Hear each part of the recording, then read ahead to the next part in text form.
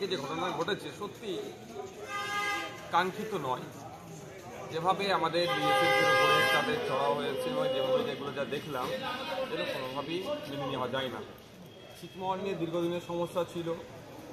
আমাদের একাধিক বিঘা জমি আমরা বাংলাদেশকে দুটো দেশের সুসম্পর্ক গড়ার জন্য আমরা দিয়েছি। রিসেন্ট প্রায় 160 একর জমি আপনার নদিয়ার আশপাশ থেকে আমরা দিয়েছি। এরপরেও আমরা আমাদের জমি যখন আমরা দিতে যাচ্ছি, যেভাবে আমাদের উপর আক্রমণ করছে এটা মেনে নেওয়া যায় না।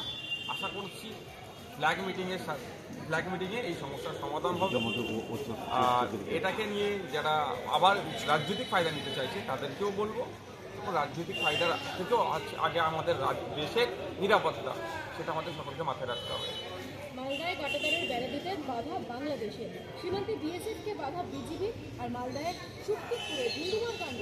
বিএসএফ এর সঙ্গে সীমান্ত পাহাড়ের গ্রামবাসীরা কেন কাটাতার দিকে বাধা বাংলাদেশে?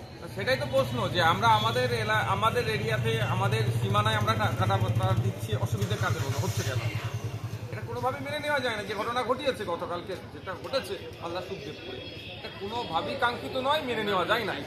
যে সমস্যা তৈরি হয়েছে ওপর বাংলার মানুষ ওপর বাংলার বিজেপি দ্বারা, আশা করছি এটা ফ্ল্যাগ মিটিংয়ে আমাদের সমাধান হয়ে যাবে। আমরা কোনোভাবেই আমরা চাই না দুটো দেশের সীমান্তে এই ধরনের অস্থিরতা হোক। আমরা বারবার চাই আমাদের সীমানা কাটাতার দিয়ে যে প্রায় 2200 কিলোমিটার আমাদের পশ্চিমবাংলার মধ্যে বর্ডার আছে সেটা অন্তত কাটাতার দিয়ে ঘেরা হোক। কাটাতার দিয়ে ঘেরা থাকলে অবৈধ অনুপ্রবেশ থেকে শুরু করে যারাই প্রবেশ করছে না কারণ তারা করতে পারবে না এবং আমরা অনেকটাই সুরক্ষিত থাকবো। এটা কি একদম যুদ্ধ লাগানোর চেষ্টা? সবসময় তো চাইছে বাংলাদেশের এখন যারা ইন্টারিম গভর্নমেন্ট আছে দেখছি পদে পদে তাদের বিভিন্ন মন্তব্য, যদিও সোশ্যাল মিডিয়ার মাধ্যমে জানতে পারছি, অফিসিয়াল মন্তব্য তাদের বুঝতে পারছি না কি আছে, যে তাদের বক্তব্য সবসময় যেন একটা ভারত বিরোধী হয়ে ওঠার চেষ্টা হচ্ছে এবং তারা বাংলাদেশের জনগণের কাছে মাসি হয়ে সাজার চেষ্টা করছে। কিন্তু এটা মনে রাখা দরকার, দুই দেশকে এগিয়ে যেতে গেলে দুই দেশের সাথে ভাষা সম্পর্ক রাখতে হবে। কারণ কেউ যদি মনে করে ইন্ডিয়া থেকে তাদের আমদানি বন্ধ করে দেব, পাকিস্তান থেকে নিয়ে আসবে, আপনি যদি জাহাজে করে নিয়ে আসে 14-15 দিন টাইম লাগবে। তো যদি চীন থেকে আনতে চাই একাধিক দিন টাইম লাগবে, আর ইন্ডিয়া থেকে কোনো জিনিস যেতে গেলে মাত্র 2 থেকে 3 ঘন্টায় বাংলাদেশে পৌঁছে যাবে। এগুলো মাথায় রাখা দরকার। সুতরাং আমরা চাই দুই দেশের অগ্রগতি হোক, দুই দেশের উন্নতি হোক। দুই দেশের উন্নতি হতে গেলে দুই দেশকে প্রতিবেশী রাষ্ট্রকে সেই সম্পর্কে গড়ে তুলতে হবে। এই বর্ডারকে কেন্দ্র করে, কাটাতারকে কেন্দ্র করে যেভাবে গতকালকে নোংরামি হলো, এটা কোনোভাবেই একটা ভালো লক্ষণ নয়। কখনো বাংলা কখনো ত্রিপুরা সীমান্ত অশান্তি করার ছক, নদী বাঁচাতে নির্বাচনের আগে প্ররোচনা দিয়ে যুদ্ধ চাইছে কি ইউনুস? আর এর পাশাপাশি প্রশ্নটা একটা থাকছে, গাজওয়ারি করে কি পার পেয়ে যাবে ইউনুস সরকার? গাজওয়ারি করে কোনোদিন পার পায়নি আর পাতেও দেবো না। আমরা যেমন কারো জায়গা গিয়ে দখল করার পক্ষে না, আগ্রাসনের আমরা বিপক্ষে। আমাদের পররাষ্ট্রনীতি কিন্তু আগ্রাসনকে মান্যতা দেয় না। সুতরাং যেমন আমরা মান্যতা দেয় না, ঠিক একইভাবে আমাদের জমি যারা জোরজবরদস্তি দখল করে নেবে সেটাকে আমরা মেনে নিতে পারি না।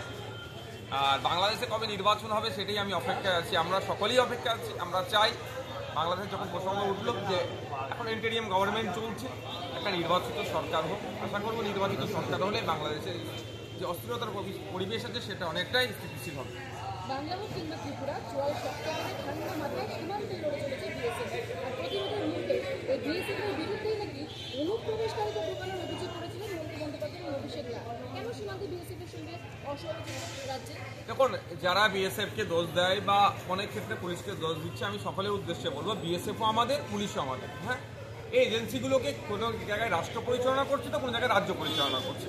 আমরা এদেরকে আরও বেশি অত্যাধুনিক কীভাবে গড়ে তুলবো তা নিয়ে আমাদের আলোচনা করা দরকার। আমরা একবারেও বলছি না সীমান্তে যে সমস্ত এলাকায় মানুষ বিএসএফ এর প্রেজেন্স সম্ভব হচ্ছে না সেই জায়গায় ড্রোন উড়িয়ে কীভাবে নিরাপত্তার ব্যবস্থা করা যায়, সেখানে আরও অত্যাধুনিক ক্যামেরা বসিয়ে কীভাবে সেগুলো দেখভাল করা যায় তার ব্যবস্থা করা দরকার। তা না করে আমরা শুধু একে অপরকে দোষ দেওয়াদি করছি। এই দোষ দেওয়াদি দেওয়া বন্ধ করা হোক। পুলিশও তো আমাদের, বিএসএফও তো আমাদের, কেন আমরা তাদের নামে বাজে মন্তব্য করবো, তাদেরকে অপদর্থ কেন?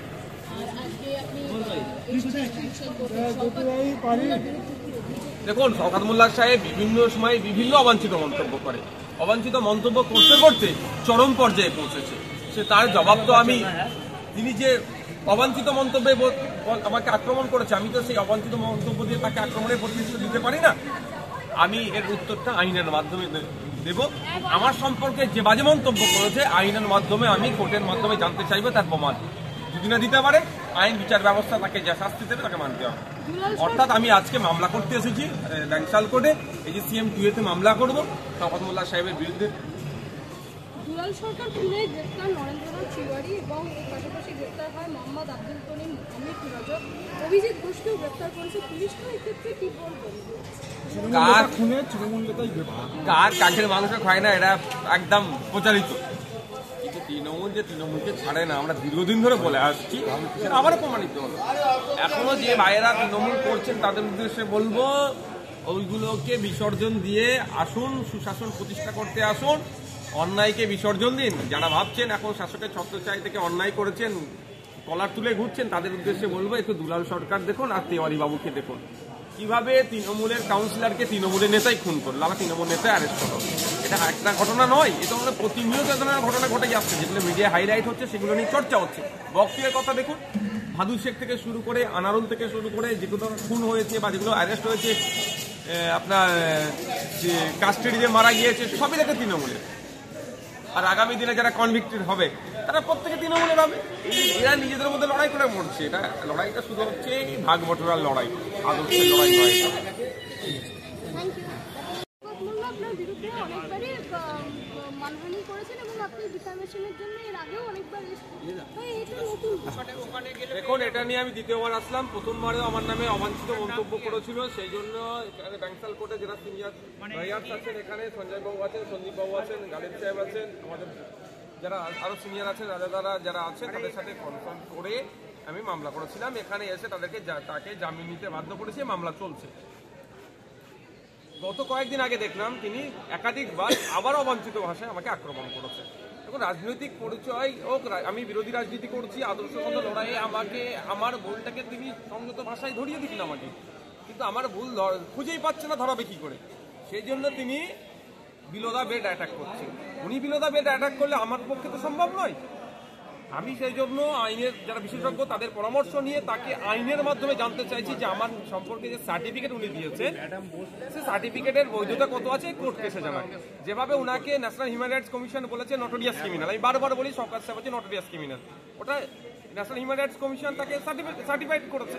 আমি বলছি আমাকে উনি যে সার্টিফিকেট দিচ্ছেন, তো তার সেই সার্টিফিকেটের প্রমাণপত্র কি আছে কোর্ট কেসে জানাতে হবে। সেই জন্য কোর্টের কাছে দ্বারস্থ হয়েছি। বারবার বলার পরে আমি এটা নয় যে আমি আইন হাতে তুলে নেবো, আমি একজন ল মেকার, আমরা আইন তৈরি করি। আমরা যদি আইন হাতে তুলে নিই তাহলে সমাজ কোথায় যাবে, দেশের আইন ব্যবস্থাটা ভেঙে পড়বে। আমরাও আইনে দ্বারস্থ হয়েছি। আশা করছি মাননীয় যিনি বিচারক মহাশয় আছেন দেখবেন তিনি, এবং শুধু তাই না, তিনি একথাও বলেছেন, আমরা তারপরে প্রডিউস আরও করবো, যে প্রয়োজন হলে কোর্টে দাঁড়িয়ে আমি বলবো, কোর্টে এসে দাঁড়িয়ে বলুক।